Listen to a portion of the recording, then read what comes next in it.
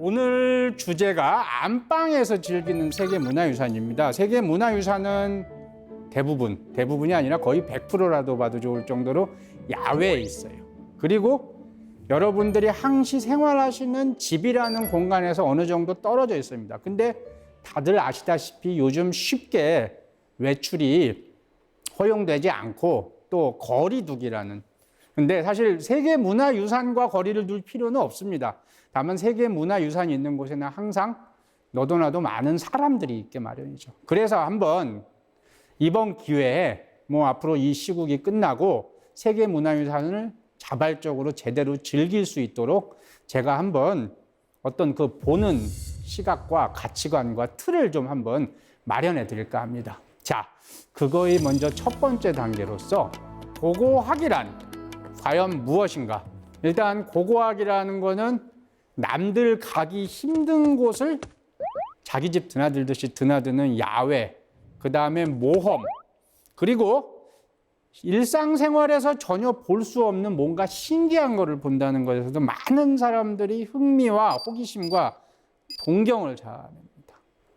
자, 그런데 사실 고고학이란 거는 그렇게 모험으로 가득 차 있는 것 이상의 그 모험가가 있습니다. 그것이 결코 모험과는 정반대의 것일 수도 있는데, 이제부터 고고학이라는 학문 분야가 과연 무엇인지 간략하게 한번 살펴보도록 하겠습니다.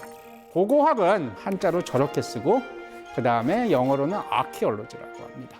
일단 한자로 쓰여진 고고학은 과거의 옛 고자를 쓰는데 이것을 탐구한다는 뜻입니다. 탐구한다는 고자가 되겠는데, 이 고라는 거는 그냥 막연하게 생각한다는 그런 의미보다는 머리를 갖고, 즉 이성으로, 이성이지 감성이 아니다. 그러니까 감성이라는 거는 상상이 작용하는데 이성이라는 거는 어느 누구든지 객관적으로 공감할 수 있도록 생각한다는 의미에서 고자를 씁니다. 그래서 고고학이 되겠습니다.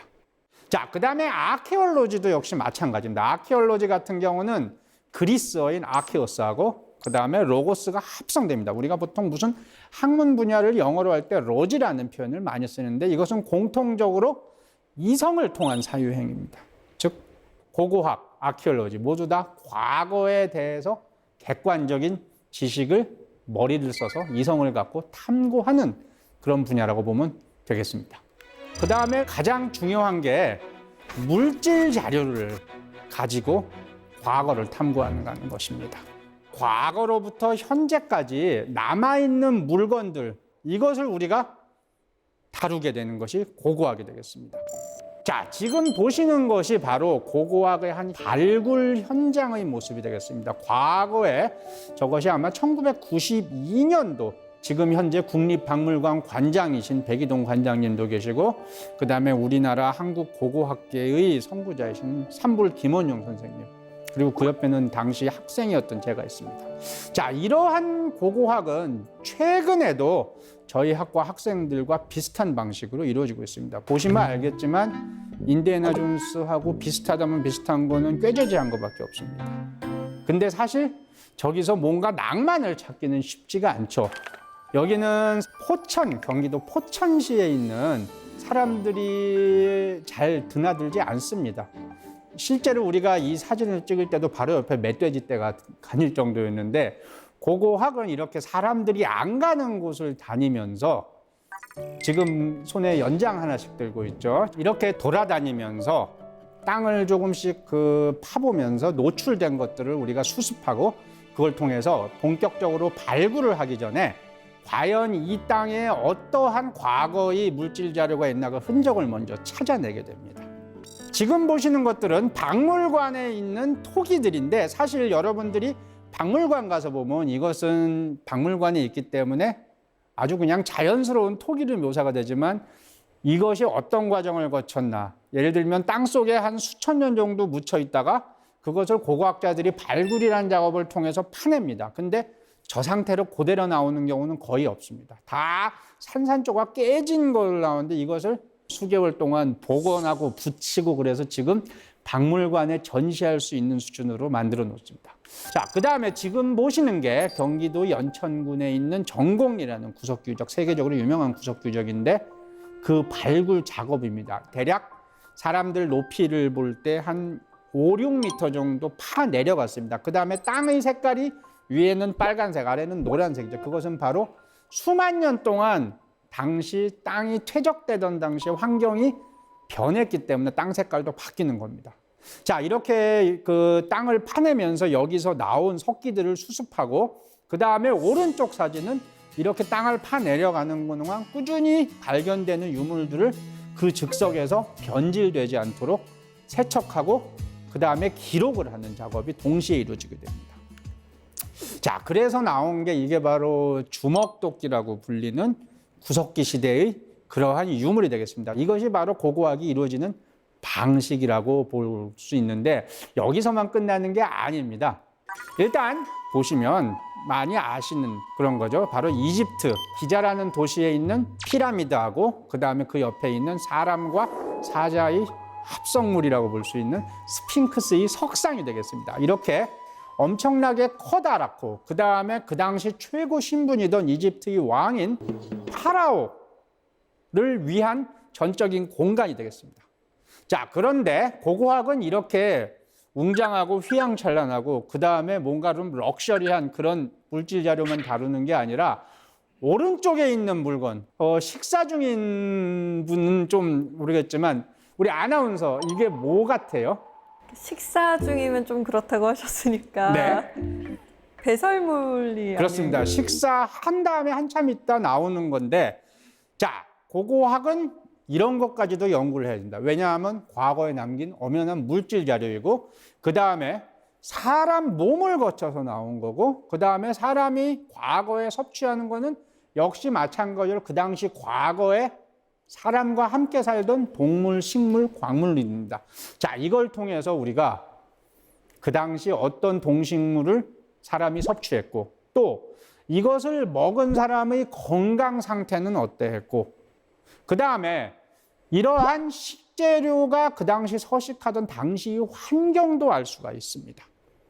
어떻게 보면 옆에 있는 피라미드나 스핑크스보다 훨씬 더 그 당시 사회에 대해서 더 많이 알려줍니다. 우리가 딱 보기에는 고고학이라면 왼쪽에 있는 그런 뭔가 좀 봐서 멋있는 그런 것만 하는 줄 알죠. 그리고 인디애나 존스도 그런 것만 하는데 인디애나 존스가 배설물 연구한다 그러면 아마 그 영화는 흥행하지 못했을 겁니다. 고고학은 이런 것까지, 그러니까 과거에 남긴 모든 물질들을 모두 다 다룰 수 있는 최대한 다루고 당연히 어떻게 다루냐. 눈으로만 본 것뿐만이 아니라 사람 눈으로 볼 수 없는 거, 예를 들면 현미경을 갖고 보기도 하고 또 현미경으로도 못 보이는 거예요. 레이저 같은 걸로 혹은 엑스레이 같은 걸로 파괴하지 않고 보는 이런 여러 가지 다양한 방법을 구사합니다. 지금 보시는 분은 그 하얀 가운을 입고 있어서 우리가 머릿속에서 흔히 이 사람은 과학자다. 뭐 반도체 만들고 로켓 만들고 이런 사람이 아닐까 생각하는데 이 사람도 고고학자입니다. 다만 물질을 분석하는 데 특화된 사람으로서 지금 현재 캠브리지 대학교, 영국의 캠브리지 대학교의 고고학과에 있는 실험실에서 연구를 하고 있는 사람이 되겠습니다. 역시 마찬가지로 아키올로지스트, 고고학자가 되겠습니다. 고고학은 그렇기 때문에 자연과학적인 그런 지식 분야도 상당히 많이 섭렵을 해야 됩니다. 지금까지 고고학에 대해서 간략하게 알아봤는데 그러면 역사학과의 차이는 뭘까요? 역사학은 고고학과는 달리 과거로부터 남겨진 문헌 자료, 텍스트, 글자로 쓰여진 것이 되겠습니다. 그러나 고고학 같은 경우는 글자를 포함해서 여러 가지 다양한 물건을 갖고 이러한 물건이 전해주는 과거의 메시지를 우리가 판독하거나 해독하는 것이 되겠죠. 모든 과거를 다 알 수는 없습니다. 그러나 그것을 알기 위해서 텍스트가 전달해주는 메시지 그 이상의 것을 추구하는 걸로 우리가 보면 되겠습니다. 문자 이전의 시기는 바로 선사시대라고 합니다. 선사라는 것은 역사가 있기 이전의 단계가 되겠죠. 그러면 역사가 있기 이전의 사람들은 뭘 하고 있었나? 문자를 남기지는 않았지만 지금 우리나라 강화도에 있는 고인돌, 다른 말로 지성묘라고 불리는 청동기 시대의 묘제입니다. 요즘 같은 경우는 사람이 죽으면 파묻고 그 다음에 비석을 세우죠. 비석에는 문자를 쓸 수가 있습니다. 누가 언제 태어나서 언제 죽고 그 다음에 살아있는 동안 무슨 일을 했고 그들이 남긴 자손은 무엇이 있다. 이것이 가장 일반적인 무덤의 그런 기록이라면 문자가 없던 당시에는 그냥 저렇게 탁자 모양의 고인돌만 남겨놨습니다. 다만 이렇게 엄청나게 커다란 돌을 죽은 사람이 끌고 올 수는 없죠. 죽은 사람이 남긴 사람들 혹은 죽은 사람과 친분이 있거나 안면이 있는 사람들이 그 죽은 사람을 위해서 저것을 끌어왔다. 그렇다면 우리가 뭘 할 수 있냐. 죽은 사람은 적어도 상당히 높은 지위에 있던 사람이구나. 문자는 없지만 우리가 그 정도는 알 수 있고 그 다음에 그 고인돌 밑에 있는 유물들을 파보면 뭐가 있을까요? 청동기 시대니까 청동기가 나오기도 하고 당시 엄청나게 귀중한 희소품 같은 것들이 함께 묻혀 있는 걸 봐서 청동기 시대 비록 문자는 없고 기록은 남아있지 않았지만 어느 정도 계급화가 진행되었다는 걸 우리가 알 수가 있습니다. 자, 그 다음에 문자가 남겨진 시대도 고고하게 할 수 있는 것들이 많습니다. 우리한테 상당히 익숙한 삼국사기가 되겠습니다. 삼국사기는 우리가 삼국시대를 연구하는 데 있어서 상당히 중요한 소위 말하는 표준이 되는 역사 기록이라고 해서 정사라고 합니다. 올바른 역사라고 합니다. 자, 그러나 여러분들 아시겠지만 삼국사기는 삼국시대에 쓰여진 게 아닙니다. 고려시대 때 김부식이라는 사람이 있었습니다. 자, 김부식이라는 사람은 경주 출신입니다. 그리고 당시 고려는 불교가 상당히 번창을 했는데 이 사람은 유교적 국가관에 충실한 사대부 출신입니다. 자, 경주 출신의 사대부가 그 당시 한창 유행하던 불교의 고려시대 때 삼국을 갖고 썼다. 제대로 된 삼국을 이해하는 데 있어서는 김부식 자신의 어떤 주관이 개입할 수밖에 없습니다. 우리가 무슨 소설이라든가 그런 걸 읽으면 소설가의 문체라든가 혹은 이데올로기가 나타나듯이 저기에도 어떤 방식이든지 삼국시대 그 자체, 날 것 그 자체의 삼국보다는 김부식이 바라본 그러한 후대의 역사가 있게 마련이죠. 그렇기 때문에 이것을 좀 더 객관적으로 볼 수 있게 하려면 삼국시대의 유물을 연구하지 않고는 우리가 제대로 된 삼국을 이해할 수가 없습니다. 그렇기 때문에 역사시대에도 역시 마찬가지로 물질 자료를 연구하는 고고학은 그 역할이 역사학만큼이나 중요합니다. 자, 그러면 지금까지 고고학이 어떻게 이루어지는데 여기서 고고학이면서도 고고학이 아닌 것이 있습니다. 자, 지금 보시는 사진 아래에 미이라 같이 생긴 게 있죠. 과거에 오스트리아하고 이태리의 접경지대에서 발견된 아이스맨이라는 유럽 청동기 시대의 미이라가 있었습니다. 그 미이라가 상당히 중요한데 그 이유는 뭐냐 하면 이 사람이 당시 알프스를 걷다가 습격을 당했어요. 그래서 골짜기에 떨어져서 그 사람의 시신이 빙하 속에 몇천 년 동안 고스란히 남아 있었습니다. 그리고 당연히 그 사람이 차고 있던 여러 가지 장식품도 그대로 남아 있고.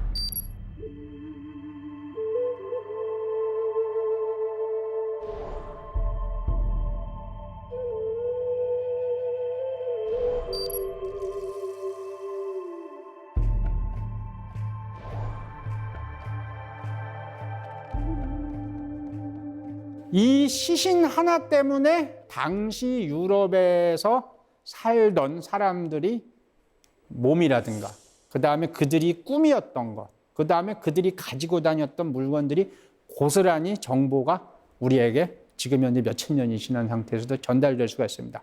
자, 이렇게 제가 왜 이 그림을 보여드리냐면 고고학은 어떤 경우든지 인간을 다루는 겁니다. 인간의 손을 타고 인간에 의해서 만든, 즉 인류 발생 이후의 시기만 의미가 있습니다. 아까 우리가 봤던 여러 가지 모든 것들은 다 인간이 결부되어 있는 것들입니다. 근데 간혹 가다가 제가 어디 가서 고고학 하는 사람입니다. 그러면 그래요? 우리나라 공룡 얘기 좀 해주세요 라고 얘기를 하는 경우가 있습니다. 자, 그런데 혹시 아나운서께서도 어릴 때 원시인들과 공룡이 싸우는 만화라든가 그런 거 본 적 있으시죠? 본 적 있어요. 그거는 사실 다 상상의 산물입니다. 실제로 과거에는 공룡하고 인간하고 같이 어울린 적이 전혀 없습니다. 무슨 얘기냐? 고고학에서는 절대 공룡 같은 거 안 합니다. 왜 안 하냐? 인간이 아니기 때문입니다. 그리고 인간하고 같이 산 적도 없기 때문입니다. 고고학에서는 처음부터 끝까지 우리와 같은 인간들을 다룬다는 걸 알아두시면 되겠습니다.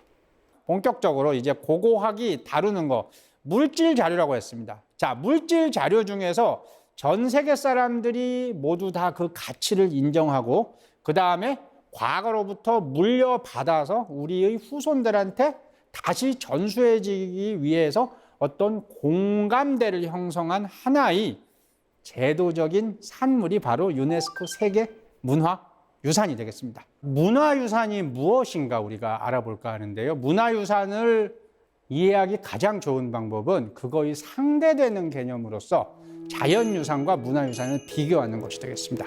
자연유산 같은 경우는 사람 이외의 것, 주로 지질학이라든가 아니면 생태학 그 분야에 사는데 이 자연유산, 누가 만들지는 않았지만 빼어난 경관, 그리고 이러한 경관은 상당히 희소적인 가치가 있습니다. 즉 쉽게 자연적으로 만들어지기 어렵기 때문에 희소성을 가진 것들이 바로 자연유산이 되겠습니다.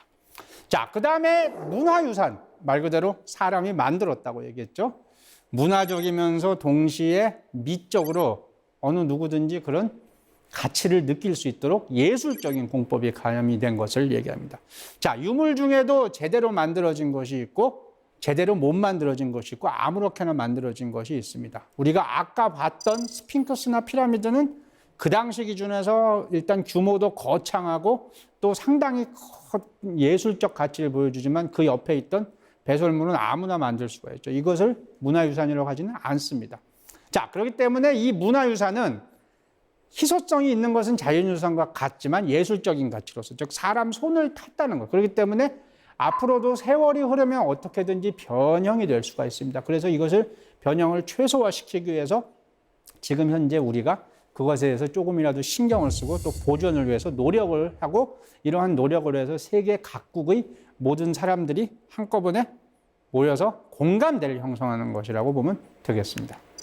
문화유산의 대표적인 사례, 우리나라에 있는 것이고 경주 토암산에 있는 석굴암입니다. 자, 저 석굴암은 사람이 만드는 것이기 때문에 문화유산이 되겠고 원래는 자연굴을 인공적으로 돌을 깎아서 새롭게 만들었습니다. 그리고 그 가운데에다가 지금 보시는 부처의 석상을 배치했는데 이 퍽가모니의 머리가 꼬불꼬불하다고 합니다. 이것을 우리가 나발이라고 하는데 이러한 꼬불꼬불한 거는 어디서 왔을까요? 바로 인도의 간다라 미술에서 왔습니다. 간다라 미술에서 중국을 거쳐서 내려왔는데 인도의 간다라 미술은 어디서 왔냐? 당시 알렉산더 대제의 인도 원정을 통해서 그리스 조각품으로부터 전수받은 겁니다. 자, 그리스의 어떤 조각적인 양식 요소가 인도, 중국을 거쳐서 우리나라 통일 시작까지 왔다. 이런 거는 상당히 독특한 스타일을 보여주고 있기 때문에 보존해야 될 가치가 너무나도 뛰어나서 인류 전체가 모두 향유하고 이것을 그대로 간직하자는 의미에서 세계문화유산으로 현재 유네스코에 등재가 되어 있습니다.